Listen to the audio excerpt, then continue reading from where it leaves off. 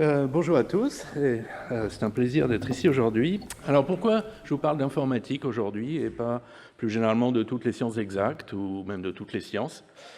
Alors d'une part parce que l'informatique c'est une des sciences les plus genrées, et les équilibres de genre sont les plus importants, et d'autre part parce que la place des femmes en informatique a beaucoup changé au cours de la brève histoire de cette science. Alors, on peut faire remonter les débuts de l'informatique à 1944, l'apparition des premiers calculateurs programmables, ou 1936, la publication des articles fondateurs de Turing et de Church. Donc ça veut dire 80 à 88 ans d'histoire. C'est bien peu par rapport aux 2 millénaires et demi d'histoire des mathématiques. Et cela rend d'autant plus visible la masculinisation massive de la discipline qui s'est produite dans les années 1980 et qui a, d'une certaine manière, invisibilisé les nombreuses contributions des femmes à la programmation des ordinateurs, aux appels logiciels en général, pendant les 40 premières années de la discipline. Mais commençons par un état de la situation en France aujourd'hui. Donc voici un diagramme qui est tiré d'un rapport récent de l'Académie des sciences et qui montre la proportion de femmes dans les enseignants-chercheurs en sciences dans les universités françaises, groupées par discipline. Donc l'informatique est dans le groupe 5 avec les mathématiques, et vous voyez donc une proportion d'un petit peu plus de 20% qui est stable sur les 10 dernières années. C'est très comparable à ce qui se passe en physique. Il n'y a guère que les sciences de l'ingénieur pour être un peu plus genrées. Et à l'autre bout du spectre, vous avez la biologie où la part des femmes augmente nettement et approche maintenant les 50%.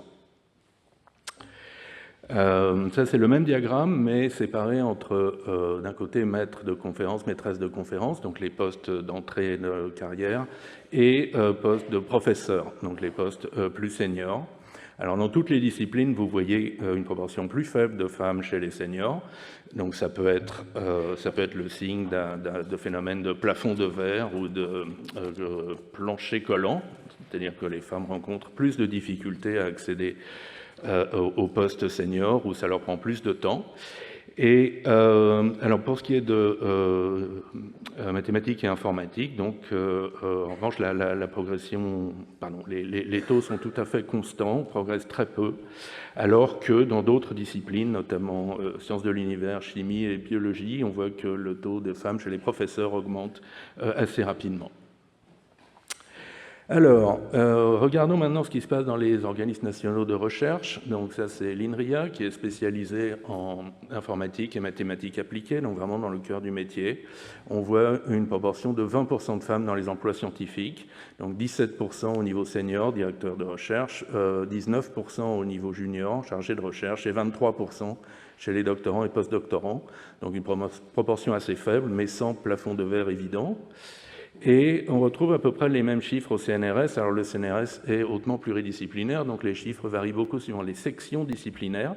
L'informatique, c'est les sections 6 et 7 que vous voyez ici, avec donc une proportion de femmes de 20%, à peu près la même chez les directeurs de recherche, qui sont les ronds, et chez les chargés de recherche, qui sont les carrés. Et il n'y a guère que quelques sections de physique, ici de 3 à 4 pour faire pire.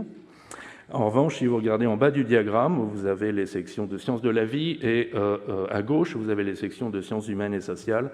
Donc vous voyez des proportions beaucoup plus importantes de femmes chez les chargés de recherche, mais aussi des écarts entre chargés de recherche et directeurs de recherche plus importants.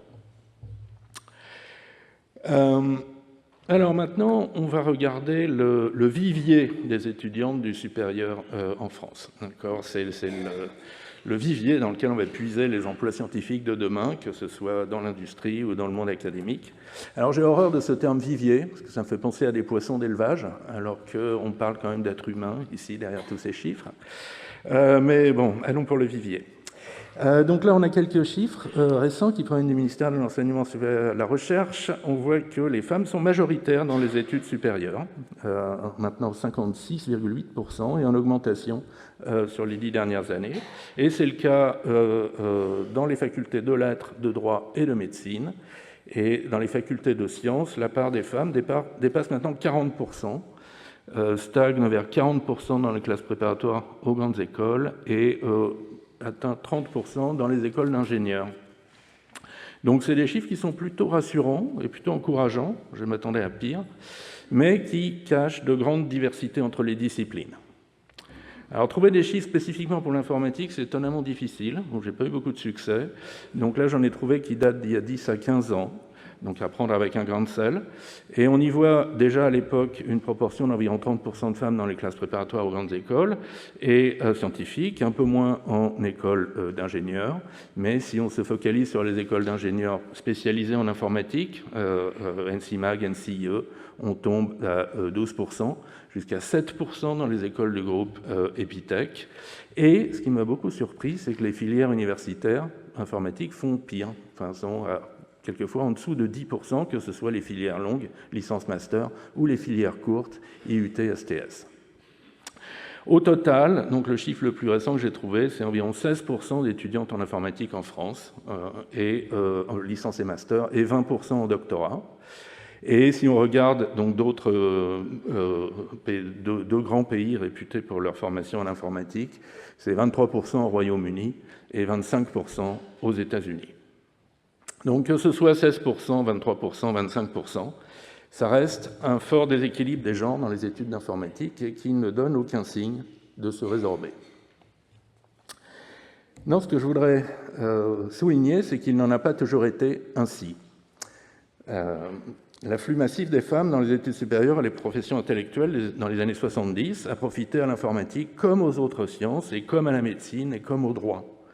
Et comme on le voit sur ce graphique, donc ça c'est les chiffres en provenance des États-Unis, la proportion de femmes diplômées en informatique, Computer Science, CS, aux États-Unis, donc a fortement augmenté tout au long des années 70 pour culminer à 37% en 1984. Et même chose pour le métier de programmeur informatique, développeur de logiciels, où les femmes étaient historiquement bien présentes dès les premières années de l'informatique. Et c'est seulement vers la fin des années 80, donc milieu des années 80, que les femmes sont moins présentes dans les études d'informatique, et à partir des années 90, on les voit moins dans les métiers comme programmeurs. Alors, voyons un peu ce qui s'est passé dans les premières années, premières décennies de l'informatique. Alors, les informaticiens aiment bien remonter jusqu'à 1942, date à laquelle une femme, Ada Lovelace, a écrit le premier programme informatique.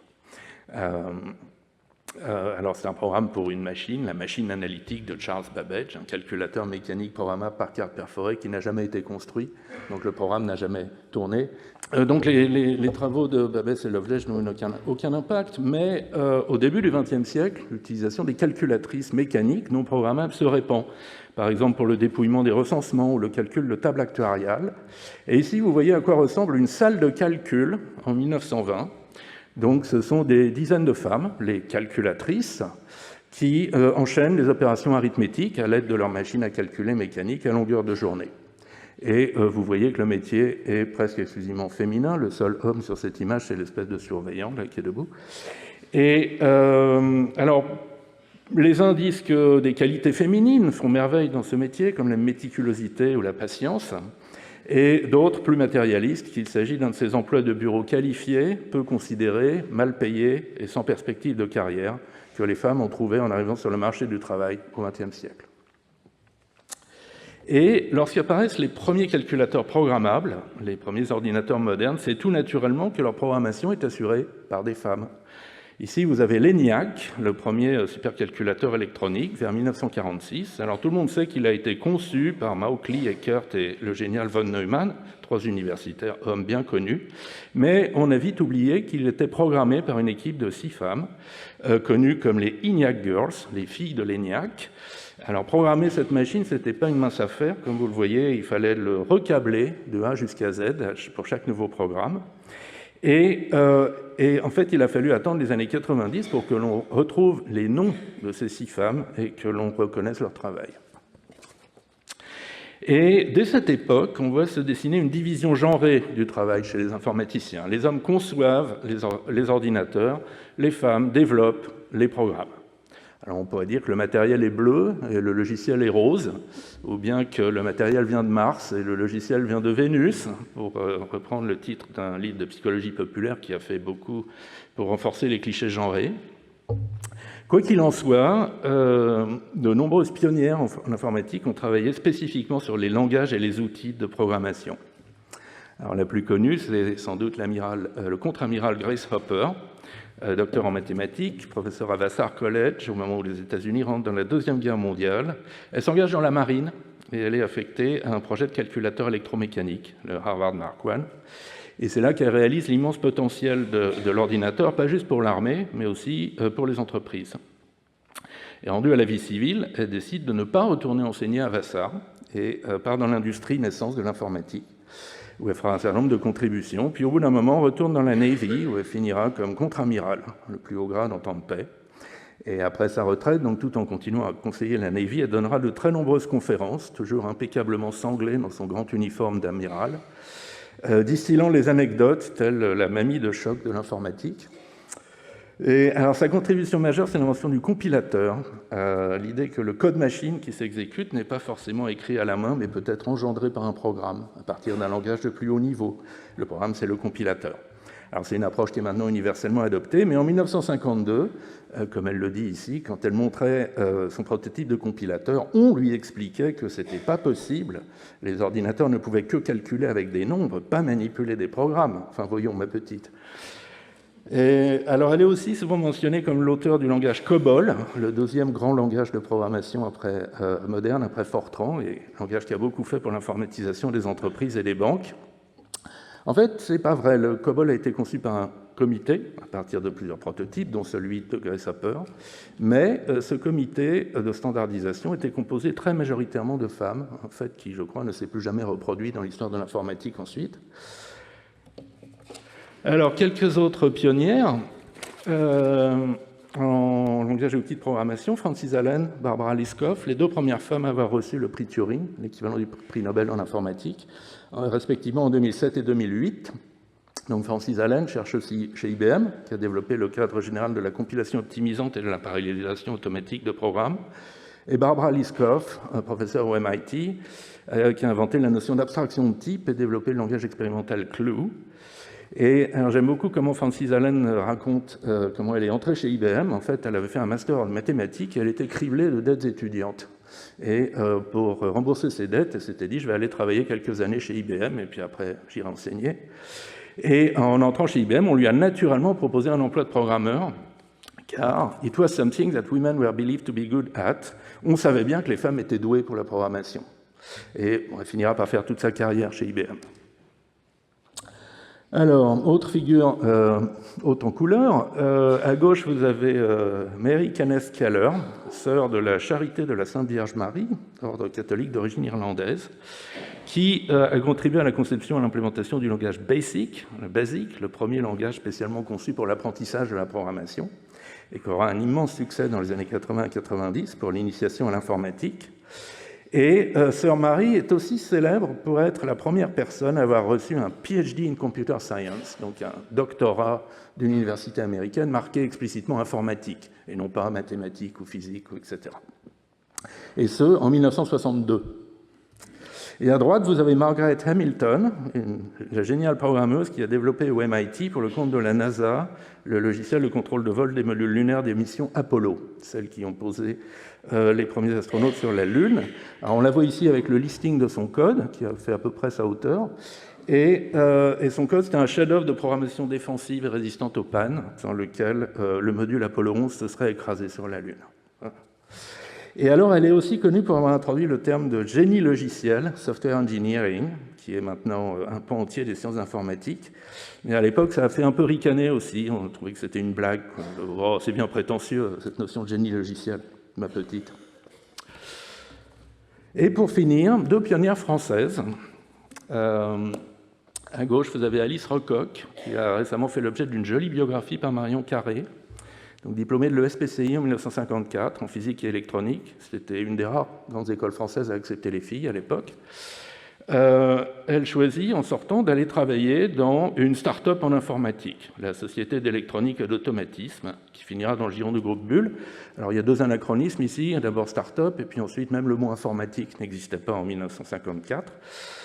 Et alors, elle a participé à la conception de deux mini-ordinateurs qui ont marqué leur époque, CAP 500 et Mitra 15, et elle s'était aussi beaucoup intéressée aux enjeux sociétaux et juridiques de l'informatique. Elle a poussé pour la création de la CNIL, la Commission nationale informatique et liberté. Et à droite, vous avez Marion Créange, qui était la première personne à soutenir une thèse de doctorat en informatique en France, en 1961, à Nancy, un an avant Sœur Marie aux États-Unis, et la même année que 8 ou 9 hommes, mais c'était elle la première. Alors, c'était un doctorat de 3e cycle en mathématiques, spécialité traitement de l'information. Et contrairement à Sœur Marie, elle a ensuite fait une longue et fructueuse carrière de recherche au sein du laboratoire d'informatique de l'Université de Nancy, qui s'appelle le Lauréat aujourd'hui, notamment sur l'indexation et la recherche d'images. Et alors en bas, je vous cite ce qu'une camarade de SPCI avait dit à Alice Raycock en 1954. « Viens à la SEA, c'est intéressant, on fait des trucs nouveaux, ils ne sont pas anti-femmes et on est bien payé. » Voilà d'excellentes raisons pour faire carrière dans l'informatique, encore aujourd'hui. Donc, pour récapituler un peu la situation en 1980, donc la situation de l'informatique comme science et comme métier, on peut dire que c'est un milieu qui est encore relativement ouvert aux femmes. Il y a cette tradition que les femmes sont douées pour programmer. Le domaine est peu connu du grand public, peu enseigné, ce qui veut dire peu entaché de préjugés encore. Il se prête à des choix de carrière tardifs, à la sortie des études supérieures, voire plus tard, et aux rencontres fortuites avec un domaine dont on n'avait jamais entendu parler. Et les grandes entreprises américaines du domaine jouent complètement ce jeu de l'ouverture. IBM, qui établit un quasi-monopole dans les années 70, recrute largement des profils intéressants, mais sans expérience en informatique, quitte à les former ensuite en interne et tout le long de leur carrière. Et de même, les laboratoires de recherche d'IBM, mais aussi de Bell Labs, de Xerox et d'autres, sont des lieux à la pointe de la science informatique qui restent assez ouverts aux femmes. Le milieu académique, lui, par contre, commence déjà à se fermer aux femmes. Il y avait eu quelques ouvertures pour des carrières atypiques, absence de doctorat, début de carrière dans l'industrie, mais en fait les départements d'informatique essayent de se respectabiliser et pour ça de ressembler le plus possible aux départements de mathématiques et de physique dont sont issus la plupart de leurs enseignants et lesquels départements sont des gentlemen's clubs, d'accord, sont très genrés eux-mêmes. Et oui, comme je le disais, les parcours atypiques sont de moins en moins acceptés. Et aujourd'hui, pour être professeur informatique aux États-Unis, il faut avoir fait sa thèse dans une des 10 bonnes universités américaines. Et pour être enseignant-chercheur en France, il faut cocher beaucoup de cases. Postdoctorat, à l'étranger, publication, mobilité, etc. Et un problème de ces normes, de ces critères d'excellence a posteriori, c'est qu'ils sont généralement défavorables aux minorités. Et les femmes sont une minorité en informatique. Alors, parlons maintenant du tournant des années 80. C'est là que la perception de l'informatique, notamment au sein du grand public, change, et ceci en raison de l'apparition de l'ordinateur individuel, le personal computer, le PC. La miniaturisation des composants électroniques, la fabrication de masse débouche vers 1977 sur des micro-ordinateurs compacts, ne pèsent que quelques kilos, tiennent sur une table, et relativement abordables. Ça coûte de 3 000 à 8 000 euros d'aujourd'hui. Et ça permet d'envisager d'avoir un ordinateur dans chaque maison et un ordinateur sur chaque bureau dans les entreprises. Alors pourquoi faire? On ne sait pas trop. La publicité Atari que vous voyez ici suggère des jeux vidéo familiaux vaguement éducatifs. Les vraies utilisations de l'ordinateur personnel viendront plus tard, traitement de texte, tableur, accès à Internet. Mais une chose est claire, on rentre dans le computer age, l'âge de l'informatique, et c'est l'avenir, évidemment. Du moins, c'est ce que le grand public entend à longueur d'éditoriaux dans la presse et d'interviews à la télévision, donc où des gens qui n'y connaissent rien tiennent de grands discours sur la révolution numérique qui va tout changer. C'est un peu comme ce qu'on entend aujourd'hui sur l'intelligence artificielle. Et en plus, beaucoup de gens, et beaucoup de jeunes en particulier, s'initient à la programmation des ordinateurs, en apprenant quelques rudiments du fameux langage basique de Sœur Marie. Alors ça peut être en jouant avec l'ordinateur à la maison, pour les plus fortunés, via les clubs informatiques qui fleurissent dans les lycées et les collèges, via des magazines spécialisés qui fleurissent dans les kiosques à journaux. Le kiosque à journaux était une grande source d'information avant Internet. Même la télévision s'y met. La BBC au Royaume-Uni diffuse un cours d'apprentissage de la programmation. À l'époque où l'offre jeunesse de la télévision française se composait de mauvais dessins animés japonais. Et puis, le personnage de l'informaticien entre dans les cultures populaires. Alors pour le meilleur, mais aussi pour le pire. Il y a 3 images qui s'associent à l'informatique et qui sont toujours bien présentes aujourd'hui. La première, c'est le geek. Le geek, c'est le passionné, celui qui est obsédé par l'informatique ou par autre chose. Il y a des geeks de musique, par exemple. Tellement obsédé qu'il ne parle que de cela. Du coup, il est souvent mal à l'aise en société, parfois rejeté, souvent néglige souvent son apparence physique, parfois ses études, voire la santé, et vit dans une certaine marginalité. Alors, la seconde figure, c'est le hacker. Alors, aujourd'hui, ça veut dire pirate informatique, mais initialement, ça veut juste dire bidouilleur. Alors, pas n'importe quel bidouilleur, un bidouilleur virtuose qui maîtrise complètement l'outil informatique, lui fait faire ce qu'il veut. Alors, ça peut être faire le bien, poser Apollo 11 sur la Lune, par exemple. Ça peut être faire le futile, juste pour s'amuser, ou ça peut être faire le mal, le piratage informatique. Mais dans les 3 cas, ça s'inscrit dans un fantasme de toute puissance. Toute puissance sur un monde minuscule, mais toute puissance quand même. Et alors, la 3e image d'Épinal de l'informaticien des années 80, c'est l'entrepreneur dans son garage. Alors, toujours dans son garage, jamais dans sa buanderie, pour prendre une autre pièce typique du pavillon américain. Donc, c'est quelqu'un qui, un jour, a une vision d'un produit ou d'un service qui va bouleverser l'industrie et le rendre immensément riche. Il arrête tout, en particulier ses études, et pour réaliser sa vision dans des conditions parfois précaires. Donc le fantasme ici, c'est celui du self-made man, celui qui réussit sans rien devoir aux autres, juste par ses qualités personnelles. Alors évidemment, ces 3 clichés sont fortement genrés. Bon, j'ai tourné toutes mes phrases au masculin, mais je suis sûr que même sans ça, des images d'hommes vous sont venues en tête pendant que je parlais. Et ces clichés genrés sont particulièrement influents sur les adolescents et préadolescents de l'époque, donc au moment de l'orientation scolaire et professionnelle, mais qui est aussi le moment de la construction personnelle. Et bien des garçons sont séduits par les aspects toute puissance, les aspects réussite individuelle, et valorisent le côté passionné, voire obsessionnel du geek. Alors que beaucoup de filles sont repoussées par le côté asocial du geek, le côté dérisoire du hacking et le côté solitaire de l'entrepreneur. Et les résultats ne se font pas attendre. On voit, dès le milieu des années 80, arriver un afflux d'étudiants en informatique attirés par la popularité du domaine et les bonnes perspectives professionnelles, mais ce sont très majoritairement des garçons qui affluent dans les cours d'informatique. Et du coup, la proportion d'étudiantes en informatique, qui avait culminé à 30 et quelques, à près de 40% en 1985 aux États-Unis, va décroître ensuite régulièrement pour arriver aux 20% d'aujourd'hui. Alors que dans les autres disciplines de sciences et d'ingénierie, la proportion des femmes étudiantes continue à augmenter pour arriver à peu près à parité dans les années 2000. Mais ce que ce diagramme ne montre pas bien, c'est que les femmes n'ont pas fui les études d'informatique en 1985. Leur nombre reste constant ou continue à augmenter légèrement. C'est juste qu'elles se retrouvent noyées, mises en minorité par un afflux massif d'hommes. Et c'est pour ça que je parle de masculinisation d'une discipline dans le titre de cet exposé, et pas la déféminisation, comme certains auteurs le font. Les femmes sont toujours là, simplement, elles sont moins visibles. Et alors, cette masculinisation des études implique assez mécaniquement, au bout de quelques années, la masculinisation des métiers de l'informatique, et tout particulièrement des nouveaux métiers créés par l'avènement de l'ordinateur personnel dans les années 80, l'avènement de l'Internet dans les années 90, et même du métier plus traditionnel de programmeur informatique. Et petit à petit, le cliché « les femmes sont douées pour programmer » s'efface et se fait remplacer par le cliché « le génie logiciel, c'est comme le génie civil, c'est une affaire d'hommes ».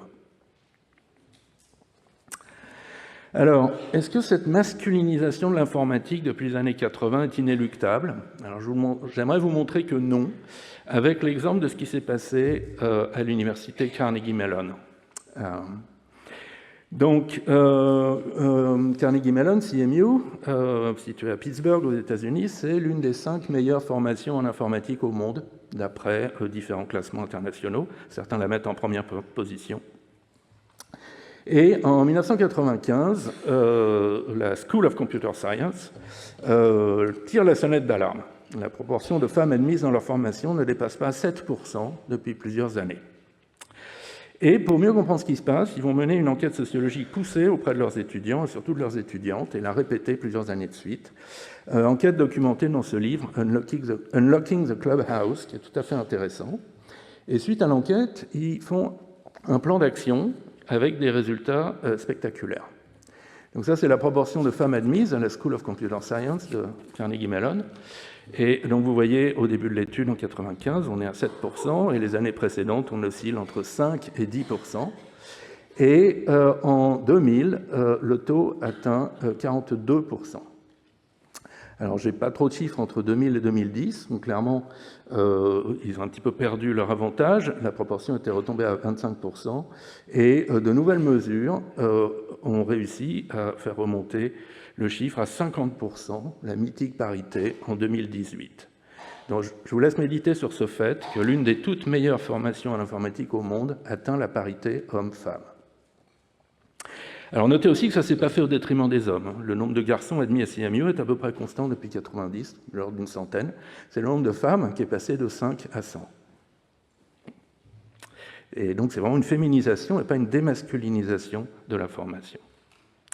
Alors les mesures prises ont aussi amélioré le taux de rétention, si j'ose dire, des femmes. En 1995, non seulement il ne rentrait que 7 femmes, mais au bout de 2 ans, 4 d'entre elles étaient parties ailleurs. Et alors que, donc, arrivé aux années 2000, le taux de rétention au bout de 2 ans est à peu près le même pour les hommes et les femmes, 90%.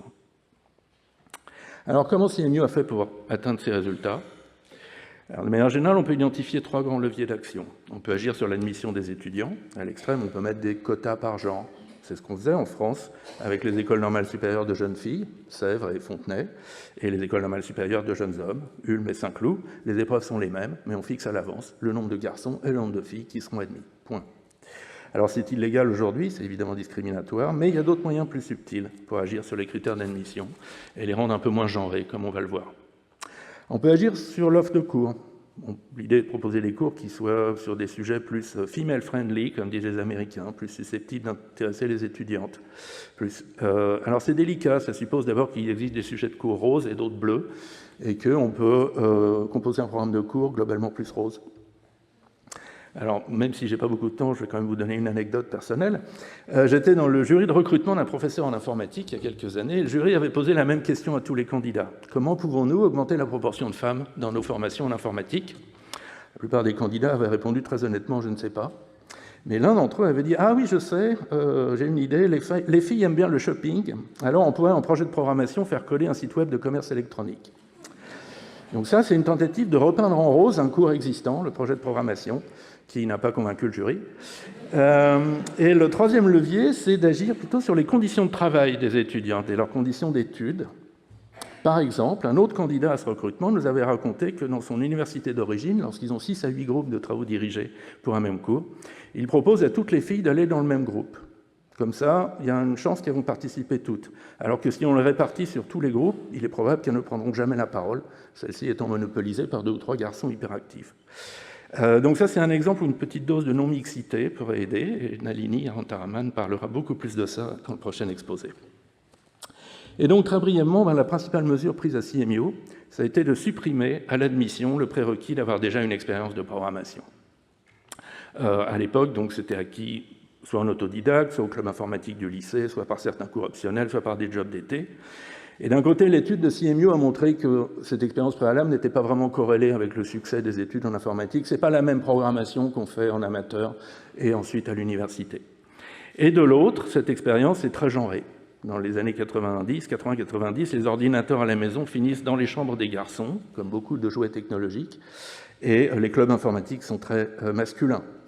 Et même aujourd'hui encore, dans les lycées français, la spécialité numérique et sciences informatiques, proposée en première et en terminale, attire 85% de garçons.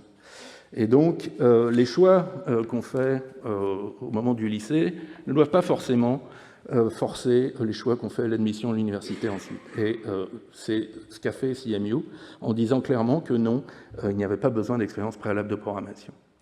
Après, ils ont fait plein d'autres choses. Par exemple, travailler sur les cours de remise à niveau, envisager jusqu'à 4 niveaux différents pour les étudiants et mettre des cours adaptés pour que tout le monde arrive à peu près au même niveau au bout de la première année. Des mesures pédagogiques d'assez bon sens, comme former les moniteurs, les teaching assistants aux questions de genre et de diversité, ou affecter les meilleurs enseignants aux cours signalés comme difficiles par les étudiantes, plus que par l'ensemble des étudiants.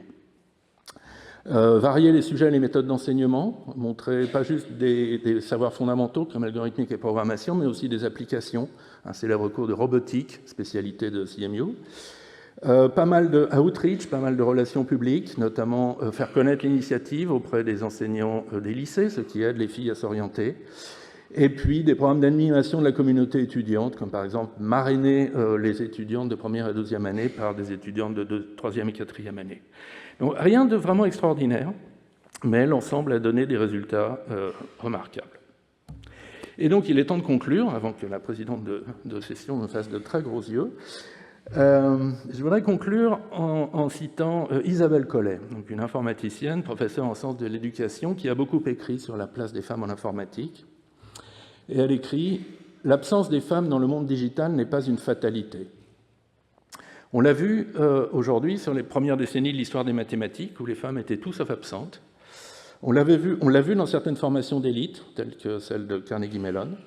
Et je n'ai pas eu le temps d'en parler, mais si on sort de l'Europe de l'Ouest et de l'Amérique du Nord, on voit des pays comme l'Inde, la Malaisie, l'Indonésie, où les femmes sont très présentes dans les études et dans les métiers de l'informatique. Et donc, il est grand temps de remettre en question ce que nous croyons être des fatalités dans la place des femmes dans les sciences informatiques et dans les sciences en général. Je vous remercie.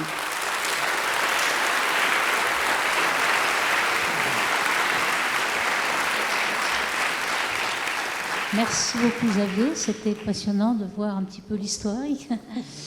J'aurais peut-être une question. Tu n'as pas parlé d'intelligence artificielle. Est-ce que bientôt les femmes vont prendre le dessus ? Alors parmi les gens qui font l'intelligence artificielle, non. Je crois que ça sort du même vivier d'informaticiens, de mathématiciens, de physiciens qui snackent à 20% de femmes. Et en revanche, je ne résiste pas au plaisir de vous montrer que l'intelligence artificielle elle-même a parfois plutôt tendance à renforcer les biais genrés qu'à aider à les corriger. Donc ça, c'est une de mes animations favorites. Donc on a demandé à Stable Diffusion de dessiner des visages de gens suivant différentes professions.